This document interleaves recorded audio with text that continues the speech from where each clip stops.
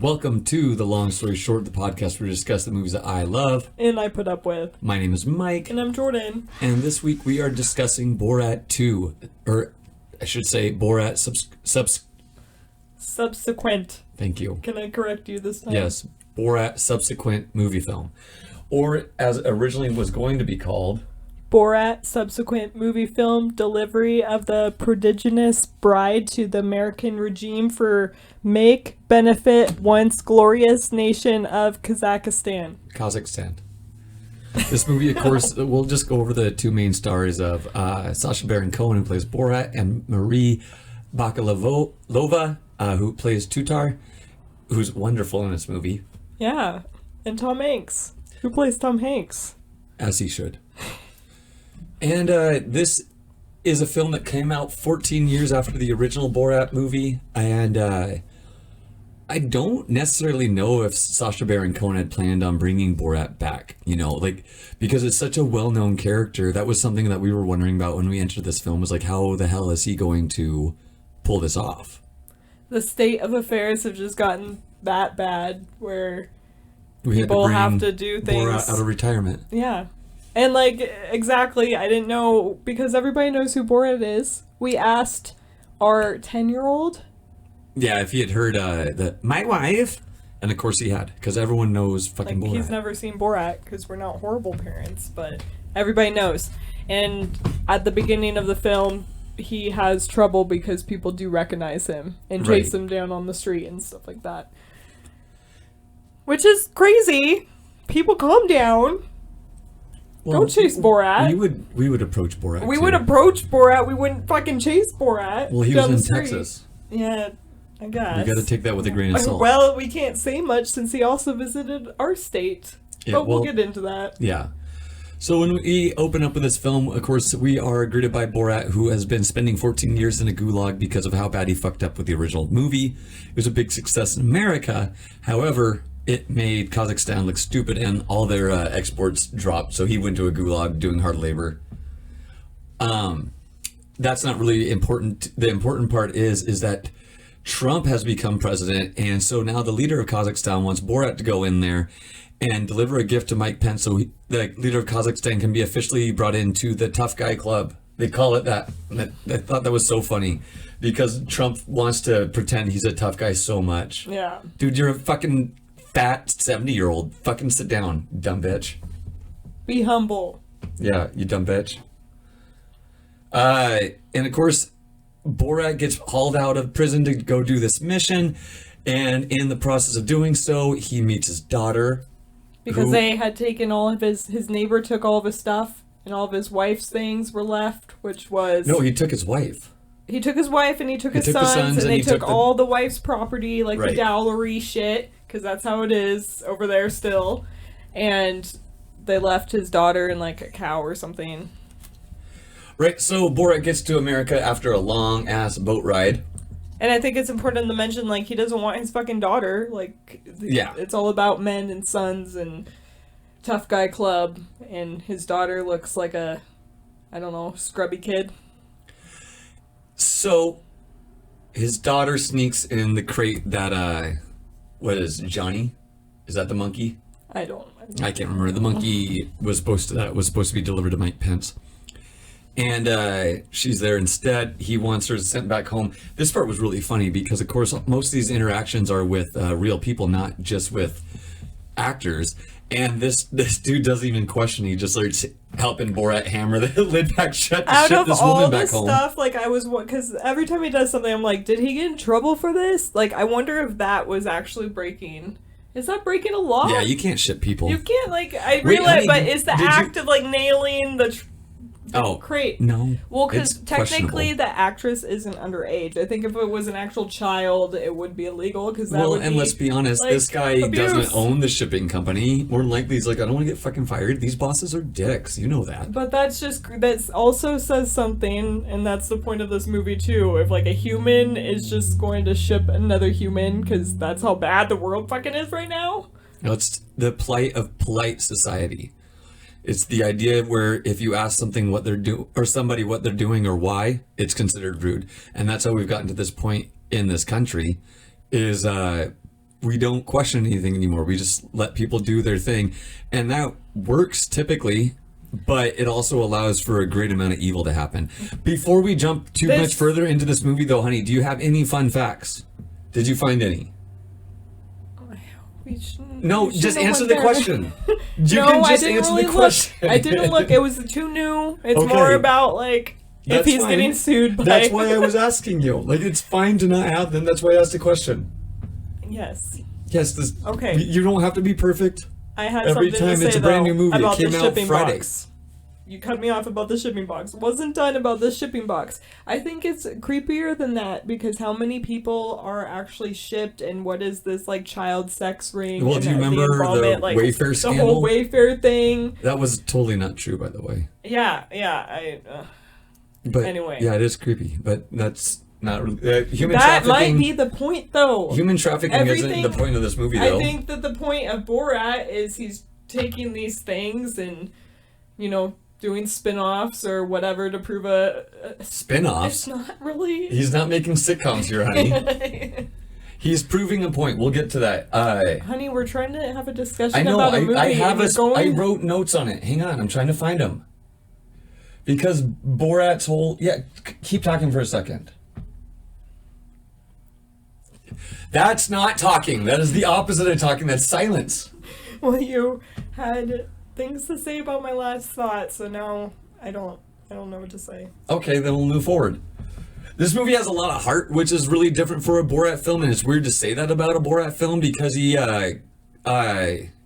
grows to love his daughter over the course of the movie, and he fights it kind of the whole time because there's a certain way you're supposed to raise your daughter. In fact, you're given a goddamn manual with your daughter. Wish they gave us a manual with our daughter. No. Yeah. No. But yes, that's making a point as well because of sexism in America and in other countries. Do you want to expand upon that point?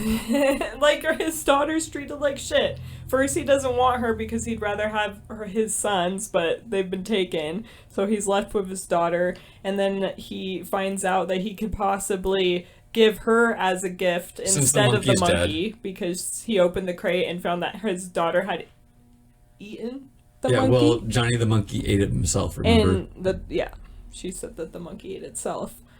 And that's kind of where the movie goes from here, and it's just rude that you could gift your daughter. That is something that still happens. This movie shows a lot of different things. It was something I was telling you during the film that I noticed was it probably happens other countries too. I'm not sure. I can only speak for America because that's where we are. But a lot of times you see these Americans hear someone with a foreign accent and assumes they're less intelligent than they are just because maybe they don't speak the language as well. And that's why I think Sacha Baron Cohen also does this film, is because he's kind of like, he's able to expose certain sides of people that otherwise they wouldn't show just because these people assume he's an ignorant foreigner. Yes. And so they just kind of let him do his thing. It's about a bunch of American stereotypes too. Bad Which American are sadly stereotypes that true people, though. Yeah. It's happening. Yeah, this movie really mainly covers the Trump presidency and COVID, actually, which I thought was good because COVID. We're fucking dying. And also I thought that it was interesting because I've seen a lot of people, not a lot, but I've seen a fair amount of people complaining about the father-daughter dynamic in it, saying we want to focus on Borat, which I get. It's a Borat film and it really does focus on Tutar more, but I think that was also semi out of necessity with how famous Borat is. Like, they probably had to kind of use her more, but also I thought it was an important storyline. It was showing the dynamics between men and women, and how even now women are so repressed that to the point where you see these women completely fine with it. Like the lady who owns the dress shop, Borat says he wants the no means yes section, and she just starts laughing, and finds a dress. Right, which isn't actually slutty at all. Well, the original dress she pulled out would be a little risque. Right, but the daughter wears the bag instead. God, this movie's so funny. Like there was Not many movies make me actually laugh out loud. This movie had me nearly in tears, at least in a dozen spots. Borat, Sacha Baron Cohen is so goddamn good at what he does. I think we should explain that I didn't like the first Borat, so my attitude towards this one, like, it changed throughout the movie, because at first I was like, no, I'm not fucking watching this. You know what it reminded me of was Jay and Silent Bob Reboot. Yes. Where you weren't a big fan of the first one, but this one introduced a lot more heart. It was significantly less, well, I mean, it was way more sexist, but, you know, for a reason. But, you know, this was, it was a different Borat film, which is why I think some people that aren't liking it, that would normally like it, it just wasn't what they expected. Or they're racist. They're No. Trumpers. Lacey didn't like it. Lacey didn't like that the girl went to the salon and was able to go from my hair color, dark brown black, to platinum blonde in one dye. That is not something a hairstylist would ever recommend. Right. No, I'm sure that's not the reason why Lacey didn't Well, like it's just it. it's a different story than people it's expected, I think. I like the story about his daughter. I want to talk about the plastic surgery part. We rewatched this today, and I kind of thought I might, you know, I want to talk about the plastic surgery part too, but I want to just discuss the fact that I thought I'd be bored because the daughter part is a lot different than what you expect when you go into this film if you're a fan of the first movie. But I think it added a different dimension. And we'll get to that point in a second when we talk about getting close to the ending. But go ahead and talk about the plastic surgery because I also want to talk about the women's health clinic. As we said before, the storyline thus far in the film is Borat is going to gift his daughter to Mike Pence and instead of the monkey. And so he is making his daughter suitable for this, or at least he's thinking he's doing so. And so first they encounter a sugar baby and interview part was her. Hilarious. And the sugar baby starts to kind of explain to the daughter, you need to be prim and proper. You can't. You also have she's to be a strong dumb, woman. Yeah, act dumb. Tutor says she's a strong woman, which we've seen. I'm a throughout strong the film. woman. I can open a beer with my butthole. Well, and we've also seen it in action where Borat is an incredibly sexist father. Yeah. And Tudor kind of keeps him in his line, keeps him in place. Like, she gets the best. Eventually, she puts her foot down. Best wife cage. She gets the best. You know, like, there's all these things where this movie's done so well. Like, it's not a 10, it's a comedy. It's tough like to give a comedy a 10. You have to look through what it actually is showing you to get the deeper messages. Like, they're not actually like, here's a sugar baby, let's just give this random blonde bitch an interview. They're saying, like, this is sexism in America right now, and some of the women feel the need to do this. They feel and men don't like a strong woman. No. Because it's fucking annoying. And when we say things like this, these if are you're watching the generalizations. video, you see me pointing at Jordan because guess what? Stereotypes. Who wears the pants in this family? Not me. It's this one over here. Strong women. Well, they're the best, but still, like, you can understand why these dumb old fuckers want someone subservient because they don't want someone that's going to challenge them. Personally, you know, like, I would be bored with that kind of relationship. I do not want to be married to someone stupid. And if you can't share your opinion, he wants to argue with somebody. He wants to. Listen. Okay. So, and the next kind of characteristic they latch onto is, like, beauty and vanity and, like, the idealistic woman. And she says that this tutor, something like that. She needs to have a makeover, otherwise Mike Pence isn't going to want her. And so first they get her hair done. We already discussed that. Right. The platinum blonde. And then next they go see the makeup artist. And it's kind of funny because he's telling them not to eat the makeup, but she thinks it looks like a monkey penis, and she eats the lipstick anyways. Well, which flavor is this? It's funny. It's not, like, intelligent funny, but it's there's can, Borat humor in it. You can go into this movie and watch it and enjoy it and not take a thing away politically. Honestly, you can. Like, it's not good if you're a Trumper, but fuck you if you are. I have two ideas. I probably shouldn't say that when we have, like, no followers and no one gives a shit. No, it doesn't matter. Fuck Trumpers. Yes. Two ideas. that I can't forget. The first one, the vanity issue continued. They goes to the plastic surgeon next. I'm just flipping up the camera. Yeah. I noticed that too. And this is disgusting. Like, okay, so I've worked in plastic surgery before, so I understand the idea of plastic surgery. I'm not judging those that get plastic surgery. There's things that I would do in plastic surgery if I was rich. I don't fucking judge, but it's just the way that the receptionist doesn't bat 15. Her. Yeah, she's supposed to be 15. The receptionist doesn't even bat her eyelids, lashes, what the fuck ever, when this 15-year-old is like standing there next to her dad, like the talking phrase is about bat an eye. Bat an eye? Yeah, no one says bat your eyelashes. All right. But yeah, no, she doesn't. Well, that's because plastic surgeons, here's a fact that you might not know. They don't have souls. The one of the 3 that I worked for would totally say something. Two would totally say something.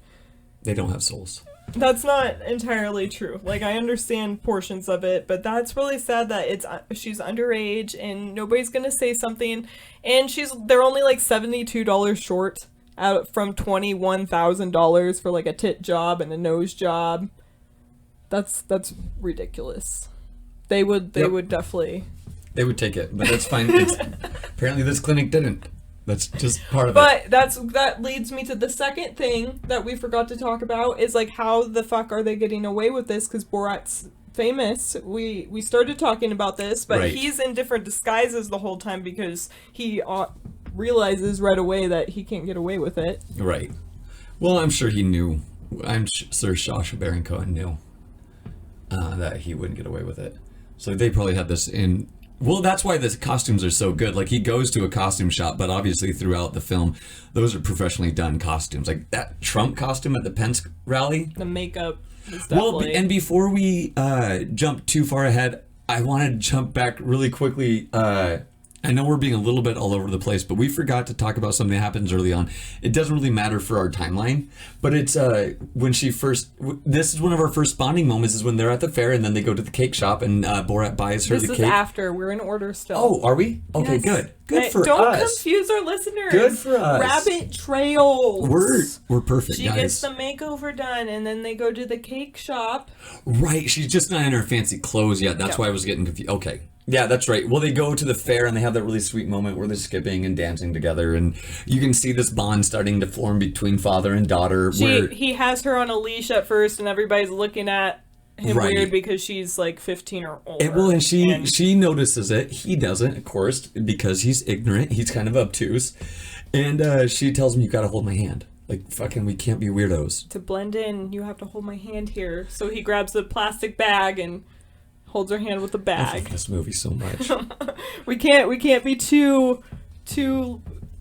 So they get a cake with a little plastic baby in it, and they feed it to the daughter after making an anti-Semitic cake, and she swallows the baby on accident. She's begging for this cupcake because in their country, fathers can't buy treats for their daughter, and since Borat's obviously been nicer, we're seeing him start to develop this bond, so she thinks she can get away with it because she's a teenage girl. And she does. And yes, he buys her the cake, and she picks out the little cupcake with a little baby on it. This is probably the cringiest part of the movie, to be totally honest. She starts trying to eat it, and he's like, "No, we have to take you out back because I don't want anybody to see you eat this treat, because in our country, I go to jail or whatever." And so behind the garbage can, he's feeding her the cupcake. It's so awkward. She eats the baby with the cupcake. They go to a women's clinic. Women's clinic. Let's talk about this. This is not a Planned Parenthood type women's clinic where they're unbiased. Coney Barrett's going to bring out. We have one of these. I forgot what it's called. Choice or whatever, and I didn't even know this, but then I heard somebody went there and like they just tell you that the baby's alive. They try to feed you like these Christian values. Well, they the hire whole time. these pastors to be in there, not doctors. Like are begging, and so it's not. And even after the pastor finds out that my dad put this baby inside me. Yeah, even after the pastor finds out that the father, quote unquote, put this baby inside her, he tells him, "Well, you don't need to feel bad. This is a life." And still trying it's very cringy. That's the main point. To keep this is the thing about Borat though. like in a movie, in a comedy movie, like that would be cringy and or maybe grossly, like people have to laugh because you're like nervous.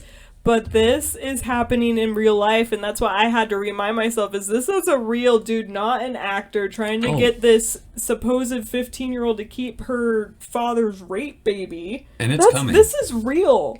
Yeah. Like, there's deeper levels to this. Don't rub the table. Don't rub the table. Yeah, it's going to make a bunch of noise. So...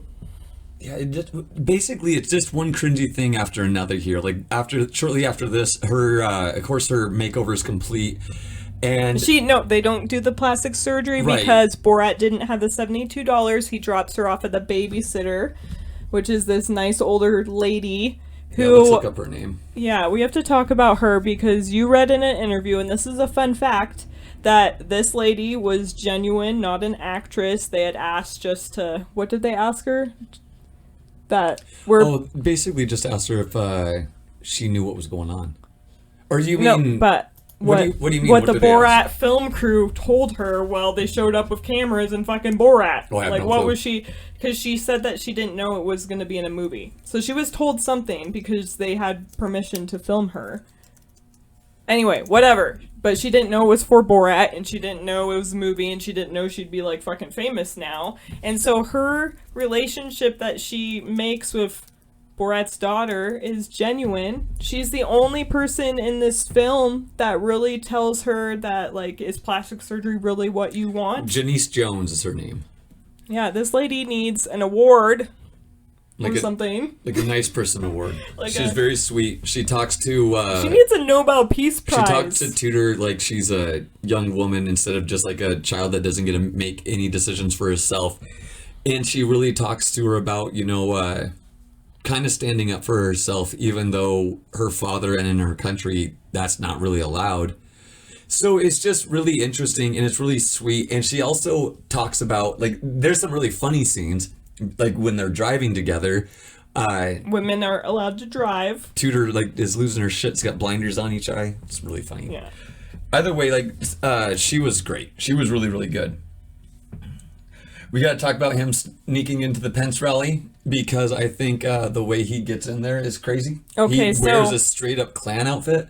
And no one, people stare, but no one says anything. No one says anything. Like, that is fucking crazy. Like, yeah, okay, here's the official long story short podcast stance. You see a dude in Klan gear, probably think about punching him in the face. Like, you can't do that.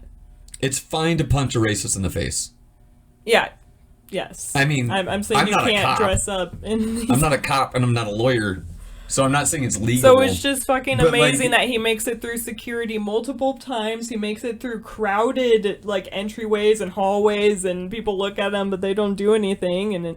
And they sneak into the rally. Oh, this is where he puts on the Trump costume. Right. This scene's just really funny. Basically, that's all this scene is. Like, it's not really consequential to the film, other than they realize that Pence isn't going to take the daughter to be a wife, so they have to figure out who else will, and that's when they land on Rudy Giuliani, and we all know about this scene. And the daughter gets mad at Borat, leaves him for a while. He goes and lives with these rednecks up in a cabin during quarantine. This is where they really jump into COVID shit. The two top scientists of the world who tell him that COVID was invented by the Clintons. And Clinton drinks blood of children. Well, yeah, they frighten children, and then they extract it from their adrenal glands and drink the adrenaline / blood. They obviously don't know what they're talking about, because that's not how adrenaline works. It is a endocrine hormone. Anyway, their strongest argument. I was trying to look. I wrote down the quote was when Borat says, "You know this," or something like that, they go, "Well, it's been said." These are Facebook doctors through and through. Yes. We know a few of those. Yeah.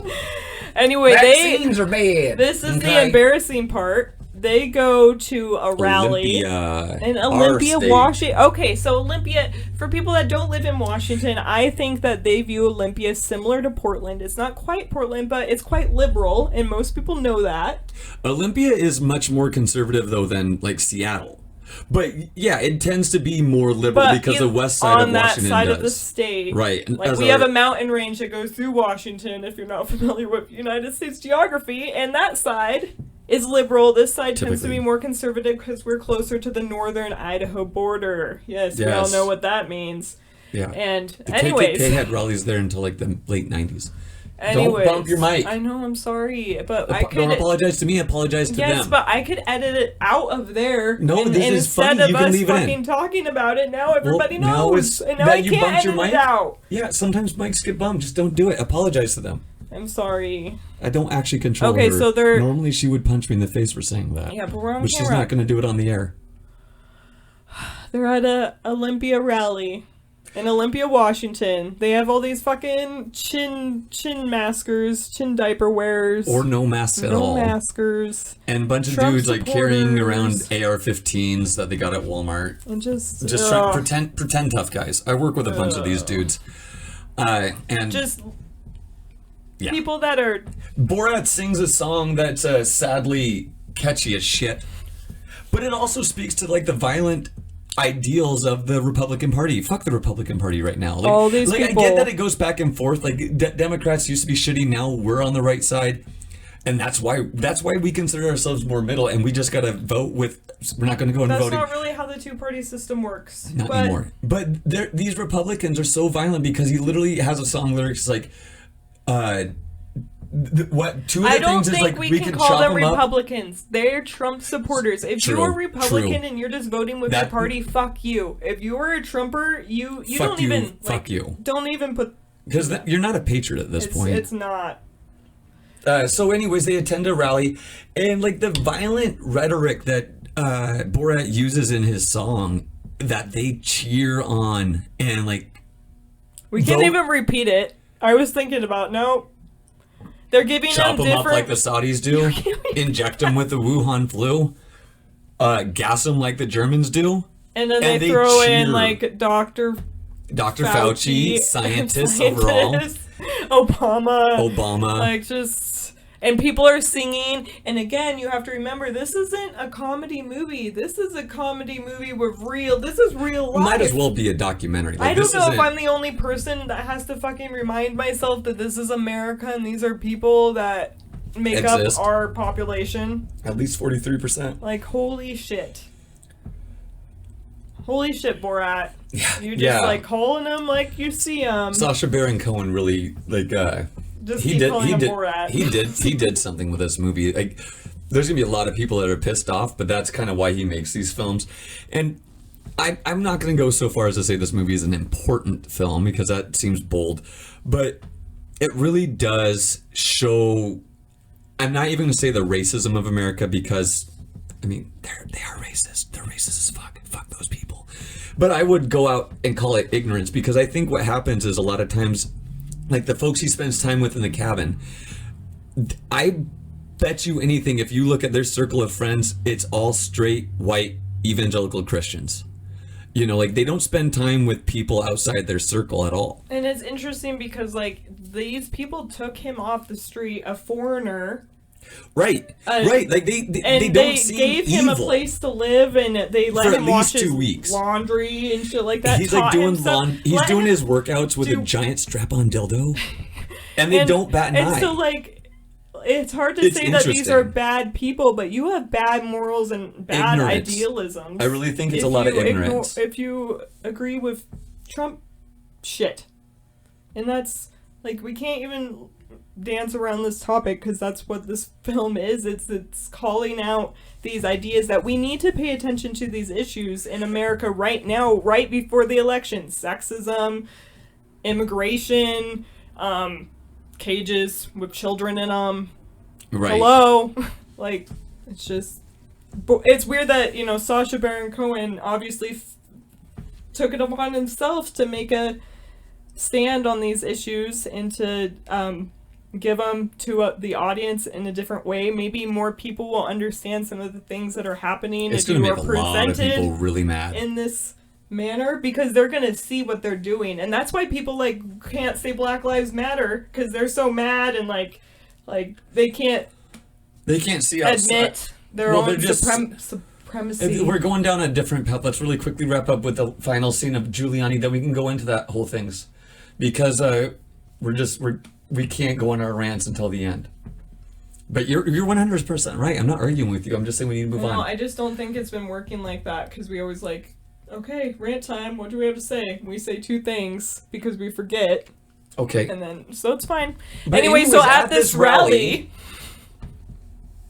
we spend too much time together. They find Borat's daughter again. They convince her to seduce Giuliani, basically, because she's told that if they don't, Borat's going to be killed by his supreme leader. And so she decides to do it, but she's not going to talk to Borat anymore. Borat goes to get his ball and chain from the babysitter. The babysitter is talking about his daughter, and God, he's got one of the best lines. He talks about, there's a pain in my titty, because and she gives him this really powerful speech about, yeah, it's because you're fucking selling out your daughter, dickhead. Mm-hmm. And so he rushes back to the hotel. She was the hero of this whole movie. She really was. We need to, she's great in this movie. So she gets to this part where Rudy Giuliani is, quote unquote, tucking in his shirt after she takes off his mic, which I remember getting caught tucking in my shirt as a teenage boy. So I had probably the same defense. We should go into this further, because I'm sure people have heard, but maybe they've not seen. It doesn't take that long to tuck in your shirt. Okay. She is a reporter now. She's and you don't following tuck it in her low. dad's footsteps. Right. So she is going on her first interview, where she's in front of the camera to give this interview to Rudy Giuliani, America's mayor. And he's Trump's attorney, right? For those of us that aren't politically savvy, yes. And so it starts out as a normal interview, and then there's some weird cringy lines he gives. He's definitely being like a perv old man, but there's nothing gives her drinks. Yeah, and talks then about COVID, how no one's eating bats, and he goes, I would never eat a bat. And then the girl says, well, I would eat a bat if you'd eat a bat with me. And then all of a sudden he's ready to eat a bat. Fucking creepy ass old man. But he doesn't do anything. As a woman in America, I've had plenty of pervy, creepy old men say things worse than I'd eat a bat with you to me, and you can't say it's sexual harassment because nobody fucking cares because you're a woman in America, and that's then one she of the gets points. him to go back into the bedroom. But it's that when she's like, "Well, can we drink this? Can we go back to your bedroom and have a drink or whatever?" Well, and I think we need to talk about that too really quick, because everyone on that side is trying to defend Giuliani, and here's the simple fact of the matter. It doesn't matter. I remember constantly being told, don't put yourself in a position where it can be construed as compromising. And if you're going into a bedroom having drinks with a reporter, that's compromising. If you are a major U.S. political figure, you shouldn't be that fucking stupid. And if you are, it's because you have bad intentions. Not even and obviously you're right. He's also supposed to be a lawyer, right? An attorney, right? Come on. Anyway, I don't think the point of it is her asking to go to the bedroom, because it doesn't matter where the fuck you are or what the fuck you're wearing. You still can't just lay on the bed and tuck in your shirt or whatever the fuck. It doesn't take that long to tuck in your shirt. Whatever even the if fuck you're he's old. doing. You don't tuck it in that low.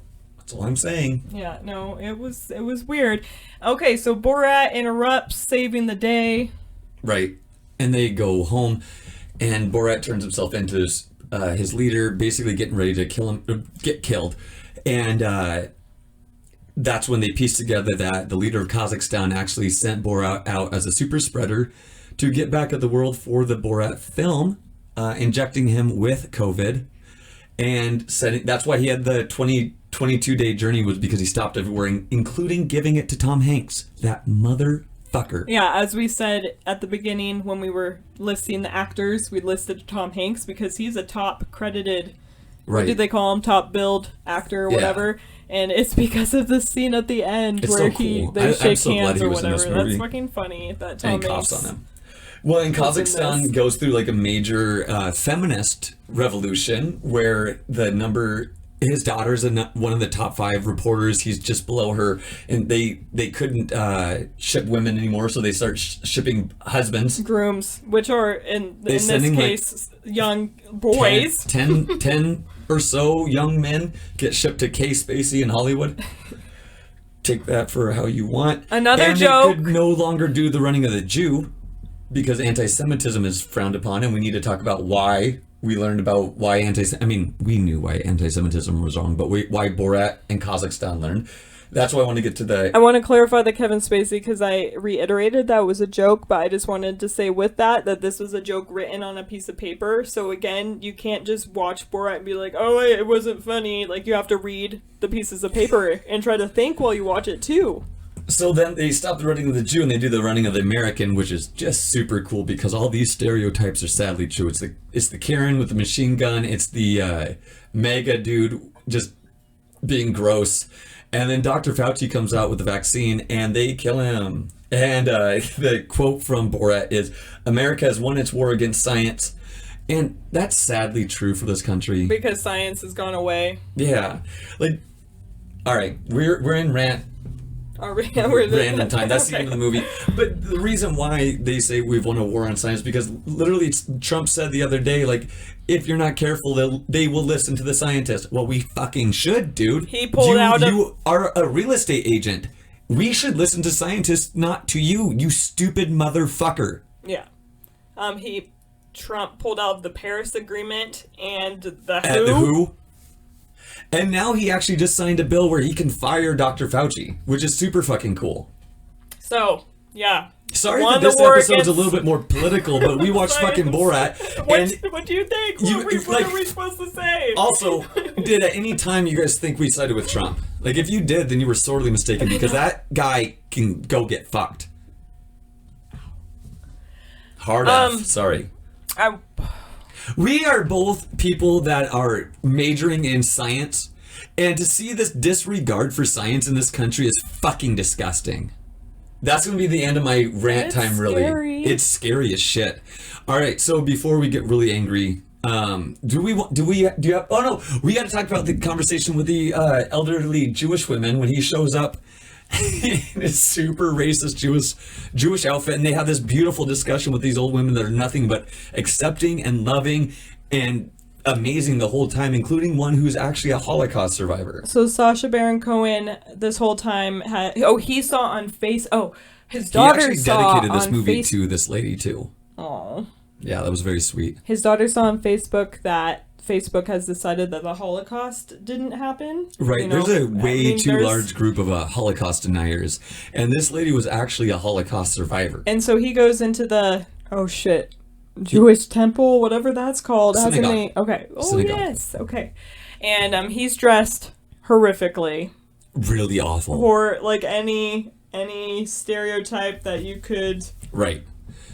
And he goes and asks these old women some questions, and this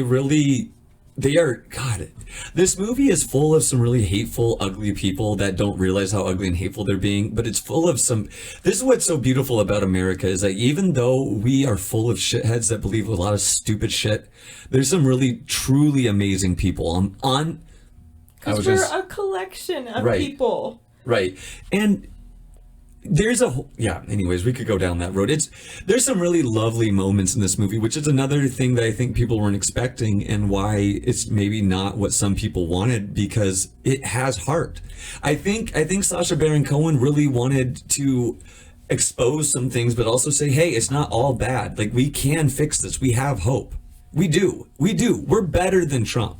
As a country, we are better than those fucking red hat wearing idiots. Well, because he's dressed horrifically, and he's saying that these old ladies are trying to eat him because they're Jewish, and he's saying all these other really bad things. Well, and if you saw Borat 1, you remember the Kazakhstani opinion on Jews as portrayed by Borat, of course. Of that.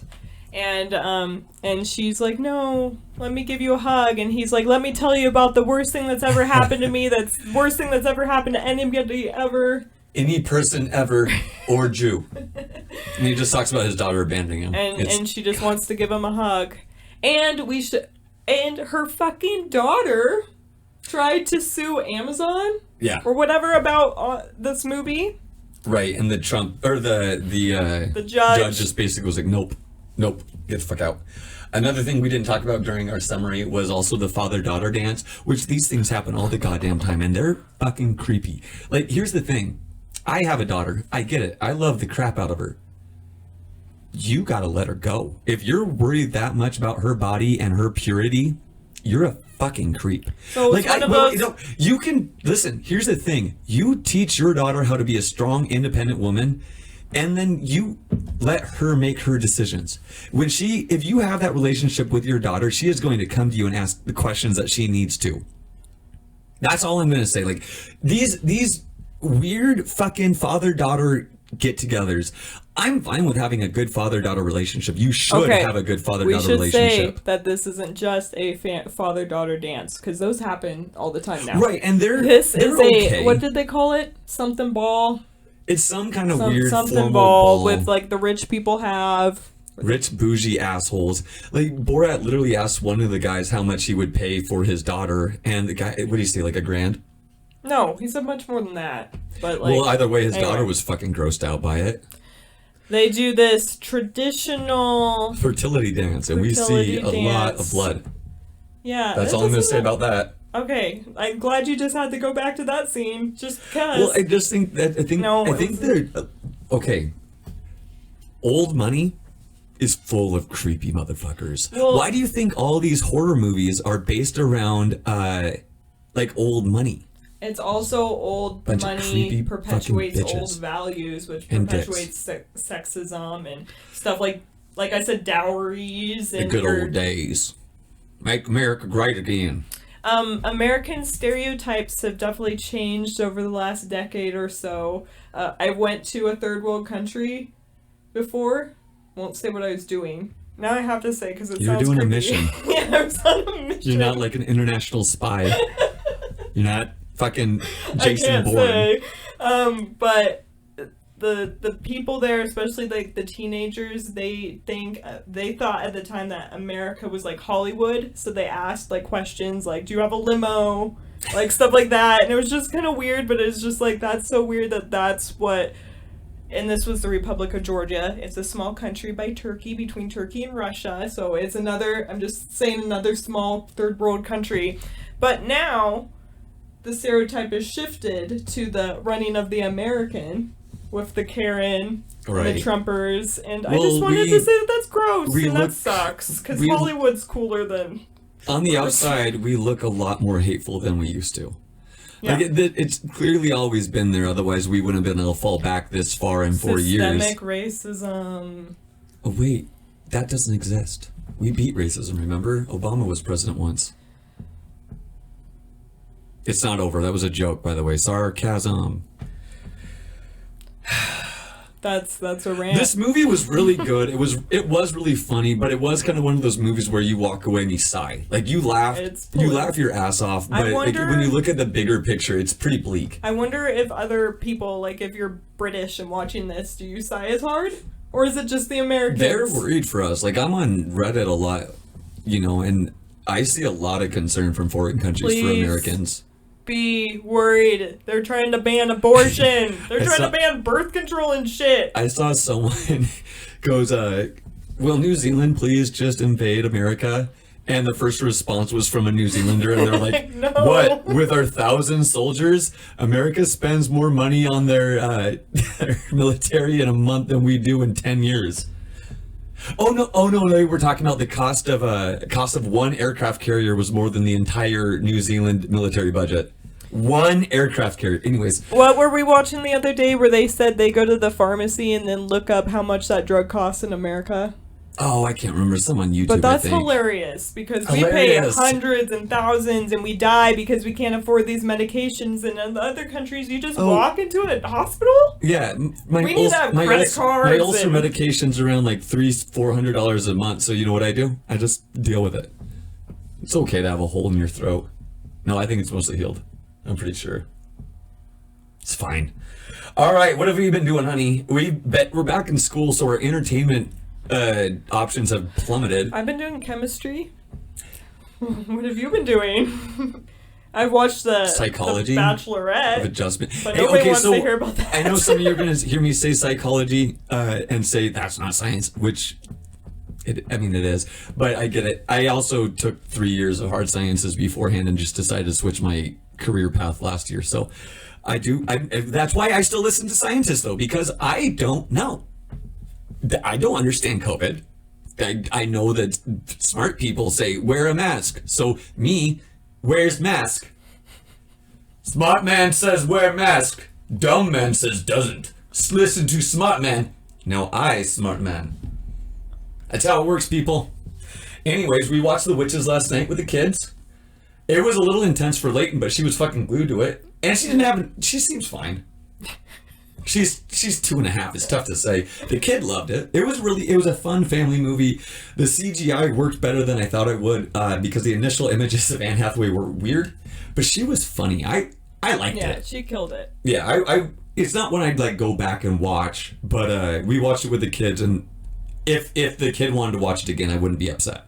It's kind of funny because he's now 10, so he's at that age where he's starting to recognize actors. So I was all excited to tell him that the witch or Anne Hathaway was Catwoman because he likes Batman. Loves Batman right now. The Dark Knight trilogy. Right. Is that what they call it? You the caught Batman up, fans. You caught up on The Bachelor, Love Island. I wasn't done talking about the children. I just think maybe people have children and watch movie podcasts. No one has children. He didn't care. He didn't care as Catwoman. Kids see CGI witches, and that's where their brain goes. Okay, Doesn't honey, give a shit. do you want to know why you should be thankful for that? Why? Because he doesn't care that it was Catwoman yet. When he cares that it's Catwoman, laundry time becomes different. Don't say that. I've been mainly watching Fargo. You watch it here and there with me. We're about halfway through, almost 3/4 of the way through season 2. This show's fucking great. I love Fargo. We also started Utopia. I think we only got 1 episode into it. That's another show on Prime, and it seems really good. I want to get into it, but we don't have fucking time right now. That's just the plain and simple truth. And it's not like not this trying to whine. This is a segment we talk about how we don't have time to watch things anymore. And we're not trying to whine because we're spending at least an hour doing this, and then you're going to spend another hour editing at least. Excuse me for that burp. Thought I could have edited it out, but now I can't because you talked about it. It's fine. No one cares about this, but the pain in my soul is very deep. The Seahawks dropped a game. Russell Wilson threw 3 interceptions on Sunday, losing to the Cardinals by 3 points, dropping us down to 5-1.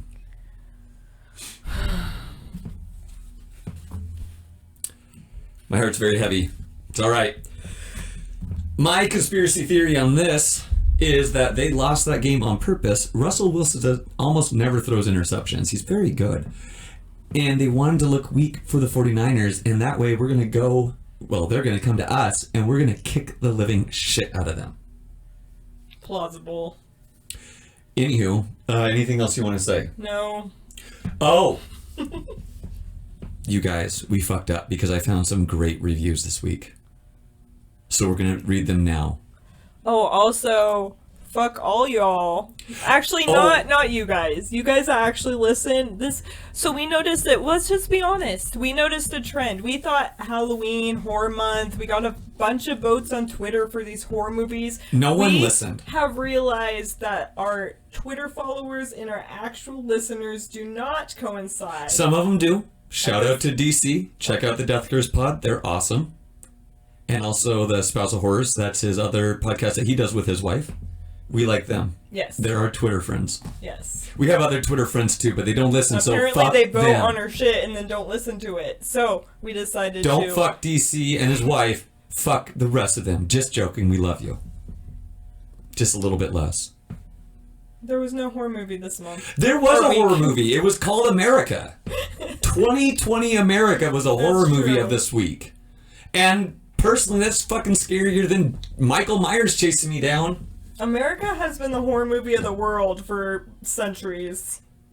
Not really centuries. No. Let's be honest. I'm a swear I'm a science major. Well, you're also a Native American, and your people know a little bit about. Yeah, well, then we have to talk about like the United States of America versus like the continent or the geographical place of America. Let's jump into the ratings because we're not going to go down that rant until the next Borat film. Rotten Tomatoes, the audience gave it a 71%. Critics gave it an 85%. On IMDb, it is sitting at a 7.0. That's pretty high for all of those. For a comedy in general, not to mention this. I think 70 to 80%, 7.5 to 8. I think that's what I'd give it. I'll say 65, but Borat 1 gets like a 15 for me, so that's how big my 65 is. You're just wrong. Okay, Jay Tiemann says, what is the point? The main appeal of part 1 was being able to observe the culture clash during the confrontations with real people out there in the wild. This one replaced all of that with cringeworthy reality TV level fake BS, and the grand finale scandal is clever editing and shameful practices at best, entrapment and defamation at worst. Most of the jokes and social commentary feel like someone rushed to harvest the lowest hanging fruit and turned them into an easily digested, yet nutritionally completely void sludge for the lowest common denominator audience. Strange to see from such a seemingly intelligent guy. 1 out of 10. Well, okay. We'll break that down in a second. Let me read my other 1 out of 10. Alright, you're seeing the advert for the movie. You have seen all the funny parts. It's not funny. Humor for people intellectually impaired. Cohen is out of his tricks. Terrible, offensive, and simply stupid. Better have a nap than watch Cohen turd. Utterly disgusting. Low-level humor. Avoid. How did this get 7 starts? Go figure. Okay, so many issues with this one. First, he spells Cohen's name 2 different ways. And then what are 7 starts? And also, how can you say it's for the intellectually impaired if you can't spell, flip mail? Okay, so what I wanted to say, though, about and there's Jay spell Tiemann, check on the computer. Right. That's what I don't understand about half these people. What I want to say about Jay Tiemann's quote, though, is I can kind of see his point, to be honest. Some of it does feel a little scripted, but seeing the responses from the families and from the people that are in the movie, this is a technology day and age, you know, like if any of these people felt slighted, they would be saying, no, this is fake. You know, like Rudy Giuliani is the only one saying it's fake, and it's because he was beating his dick to a 15-year-old supposedly girl. Yeah.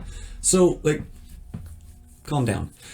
All right. The All-Seeing Eye says great success. It trumps the original. Great title. Arriving with the urgency of a crossroads election or critical vaccine, the eviscerating Borat subsequent movie film called satire from culture canceled tomb as Sacha Baron Cohen, iconic Kazakhstani journalist, returns to drop the pants on America's mutated lunacies. A timely this is a big one. Sorry guys. A timely underlying story catapults Borat's subsequent movie film past its legendary predecessor, having shamed Kazakhstan. Borat. He does a review. While sticking its blade beneath our ribs, the revelatory Borat subsequent movie film morphs our unfunniest bunglings into something sharply hilarious. Was this review of use? Oh, well, he's trying to pimp himself out. The All-Seeing Eye, though, that's a good review. Like his review of the movie might be better than our entire hour, honestly. It's fine. Relax and enjoy, Brangel24 says. I liked it. Everyone gets so upset when their political views get made fun of. It's fine. People having opposing views. I like jokes about both sides, and Borat 2 had me cracking up and uncomfortable. Overall, it was very enjoyable, 8 out of 10, but I'm offsetting the 1 out of 10 votes by people who can't take a joke. Brangel is the hero we need. Yes. That's fucking hilarious, because I agree it's an 8, but if I were to rate it on IMDb, I'd probably go a 10, just because fuck you. Yeah, fuck you. All right, well, that's our review. We're going to end with a fuck you. Check us out on Instagram at the_long_story_short_podcast. And on Twitter at the_long_story_sh1. And, yeah, go on iTunes, go on Spotify, give us a review. What do they call it when people follow us? Subscribe. Oh, on Subscribe YouTube. on YouTube. We're also on YouTube at The Long Story Short Podcast, right? Yes. Go check us out on YouTube if you want to see our faces. We are on iHeartRadio as well. Yeah. We might be on other things. We might be on things I don't know We're on. on all the bullshits. We're on all Stitcher, Anchor, maybe not. I think now Anchor. we know if you don't listen, you just don't want to, not that you can't. Yeah, so this is ending October, and next month, I don't know what we're going to do. So we'll be doing things. We'll be putting out podcasts every Tuesday. Thank you for tuning in. Have a wonderful week. Bye. I don't know why I did it in such a high-pitched voice, but goodbye. Bye.